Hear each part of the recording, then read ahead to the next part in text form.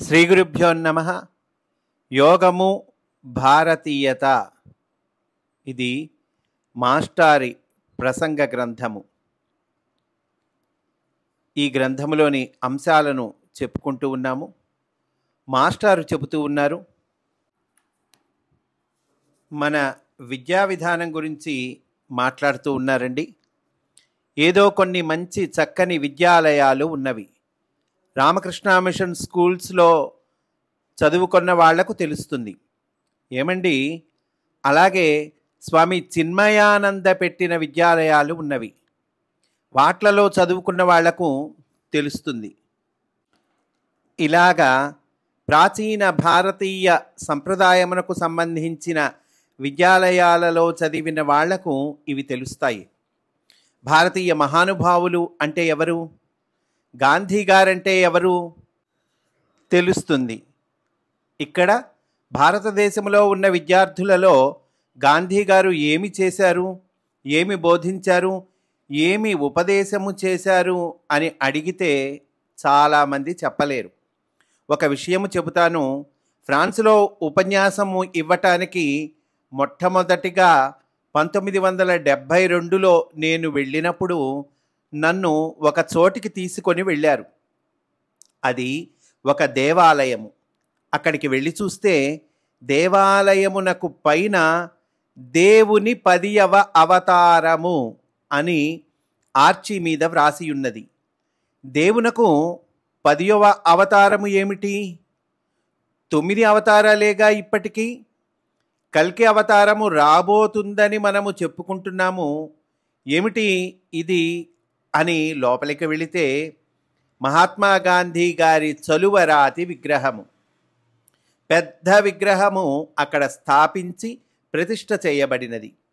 Lyon అనే నగరములో పరమ పవిత్రమైన ఈ దేవాలయమును చూచాను. తర్వాత అక్కడ రోజుకి 3 మాట్లు గులాబీ పువ్వులతో షోడశోపచార పూజ మహాత్మా గాంధీ గారికి చేస్తారు. అప్పుడు నేను అడిగాను, ఈయనకు దేవాలయ ప్రతిష్టాపన చేసి మీరు పూజ అర్చన చేస్తున్నారు, వారిని గురించి, వారు చేసినటువంటి ఆధ్యాత్మిక విషయాన్ని గురించి ఏమన్నా చెప్పగలరా అని. అద్భుతంగా చెప్పారు.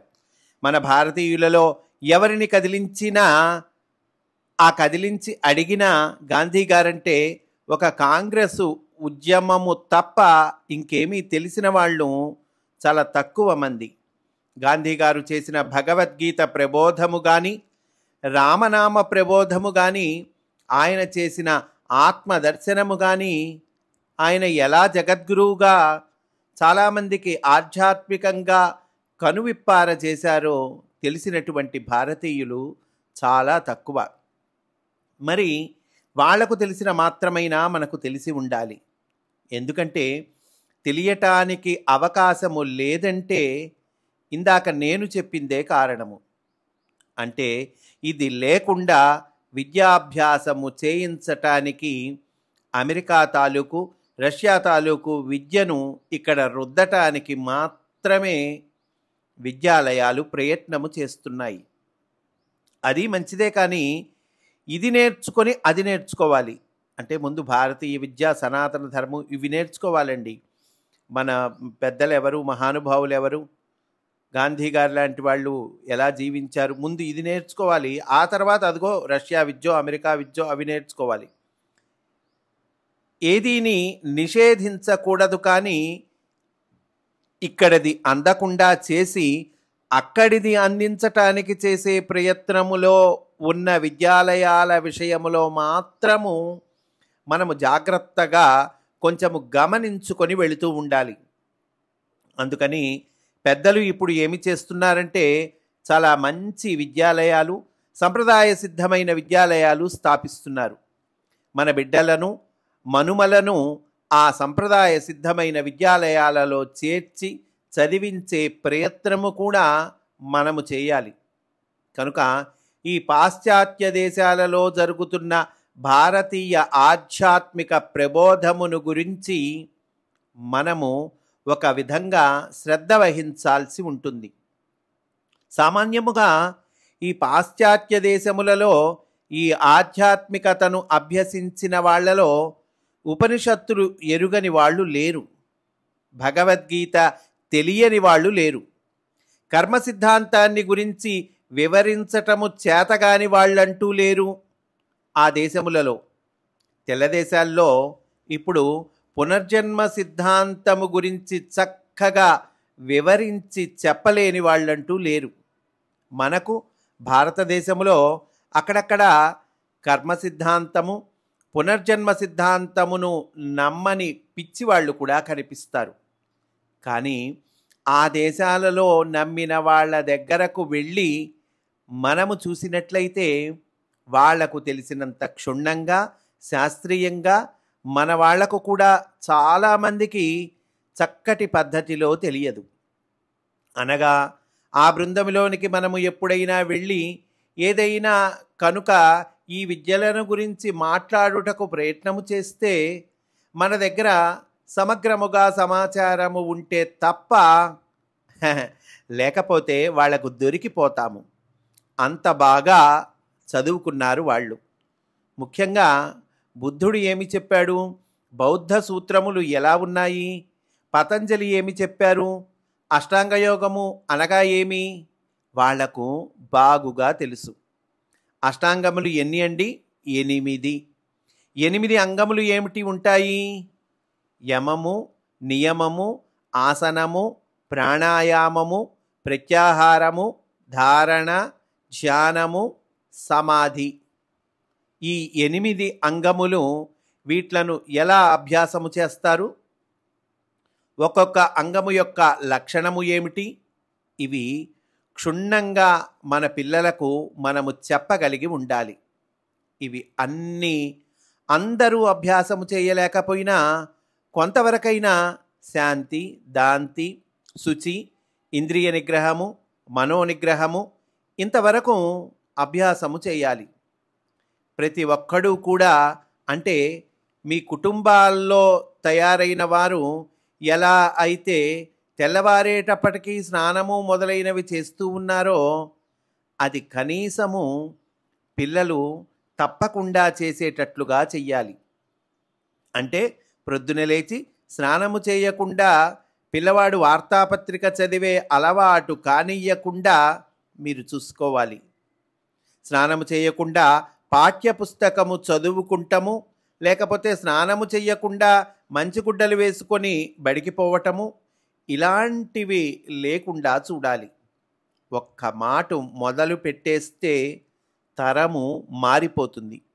వాళ్ళ పిల్లలకు చెప్పటానికి వాళ్ళ దగ్గర ఏమీ ఉండదు. అందుకని శ్రద్ధ ఒకటి కావాలి. ఆ శ్రద్ధ ఉన్నప్పుడు పెద్దల మార్గములో ప్రొద్దున్నే స్నానము చేసి ఒక దీపము కానీ అగరవత్తి కానీ వెలిగించి అక్కడ ఒక 5 నిమిషములు కానివ్వండి, 10 నిమిషములు కానివ్వండి, కుటుంబములో ఉన్న అందరూ అక్కడ కూర్చుండటము అలవాటు చేయాలి. ఎవడి సమయమునకు వాడు ఆఫీసుకు పోయేటువంటిది తర్వాత పెట్టుకోవాలి.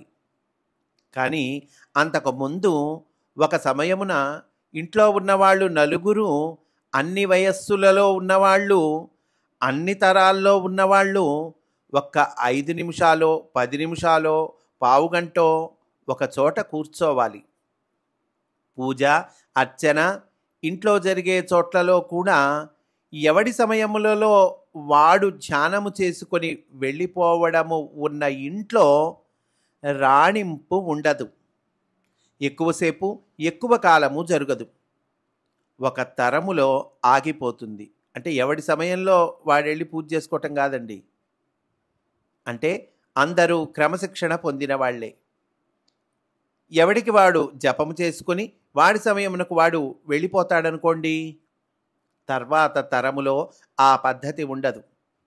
అందుకని మనము పడవలసిన జాగ్రత్త ఏమిటంటే ఒక సమయము 6 నుండి 6:15 వరకు, లేకపోతే 7 నుండి 7:15 వరకు ఒక సమయము పెట్టుకోండి.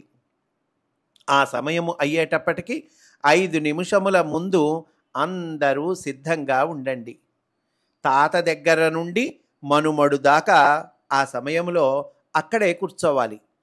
మీ ఇష్టము వచ్చినది ఒక నామ సంకీర్తన అయినా సరే, లేదా 2 భగవద్గీత శ్లోకాలైనా సరే, లేకపోతే ఒక భజగోవిందము అయినా సరే, పెద్దలు చెప్పిన ముక్కలు ఏమైనా సరే, ఆత్మబోధ మొదలైనవి పరమ పవిత్రమైన గ్రంథాలలో ఏదో ఒక శ్లోకము అయినా సరే, 2 శ్లోకాలు అయినా సరే చెప్పి దానిని గురించి కొంచెము వివరము చెప్పుకొని 10 నిమిషములు, పావుగంట ఎటువాళ్ళు అటు, ఆ పైన వాళ్ళ ఇష్టము.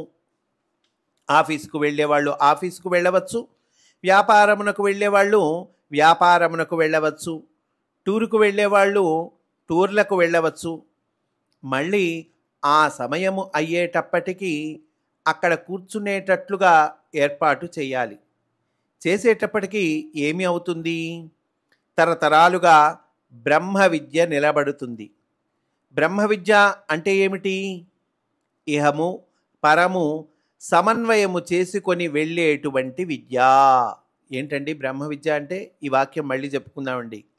బ్రహ్మ విద్య అంటే ఇహము పరము సమన్వయము చేసుకొని వెళ్ళేటువంటి విద్య. మనస్సును సాధన చేసుకొని నిత్య సంతోషముగా ఉండి చుట్టుప్రక్కల ఉండేవారికి సంతోషకరమైన వాతావరణము ప్రసరించి వ్యాపింపచేసేటువంటి విద్య. ఎక్కడైతే ఈ విద్య ఉన్నదో ఆ ఇంట్లో దుఃఖము ఉండదు, భయము ఉండదు, బాధలు ఉండవు, దిగుళ్ళు ఉండవు. తర్వాత ఒకరినొకరు చూసి సందేహపడటము కానీ, ఈర్ష్యపడటము కానీ, అసహ్యపడటము కానీ ఇట్లాంటివి ఉండవు. ఇవి లేని జీవితమును సాధించి పెట్టేందుకు వాళ్ళు చెప్పారు ఈ ఆధ్యాత్మికమైన విద్య. ఇది సాధించటములో మొన్న నేను కొద్దిగా హెచ్చరిక చేసినట్లుగా భక్తి మార్గము అనేది ముఖ్యముగా పెట్టారు అని అంటూ ఉన్నారండి మాస్టారు. ఈరోజు ఇక్కడితో పూర్తి చేసుకుందాము. రేపు కూడా ఇదే అంశంలోని విశేషాలను చెప్పుకుందాము అని సవినయంగా మనవి చేసుకుంటూ స్వస్తి. వాసుదేవా.